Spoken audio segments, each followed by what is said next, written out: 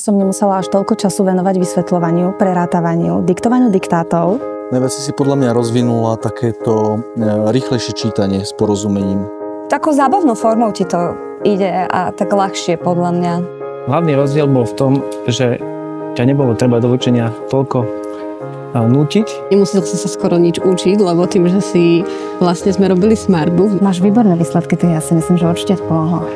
Patríš medzi najlepšie žiačky v triede a Smartbook ti pomáha v učení veľmi. Povedal by som, že to pomohlo mojim deťom v niektorých predmetoch. Keď aj otvoríš nejakú učebnicu, napríklad prírodovedy, tak mi hneď povieš, aha, toto bolo aj v Smartbooku. Smartbook ti ukáže, na ktorú otázku si odpovedala nesprávne a ktoré učivo už poznáš. Ty prišla domov nadšená, hlavne keď si mala slovenčinu, že ty si už ovládala učivo, lebo sme si vopred vedeli precvičiť. Niekedy si otvorím a pozriem, že koľko vlastne môj bracho spravil úloh a v tom je podľa mňa Smartbook je úžasný. My potrebovali niečo precvičovať a nebavilo ma úprimne hľadať stále v knihkupectvách nejaké zošitky na vyplňanie. Opakovala tú látku stále dookola, tak si myslím, že taká šťastnejšia a naradostenejšia prišla z tej školy, že je tam tá jednotka.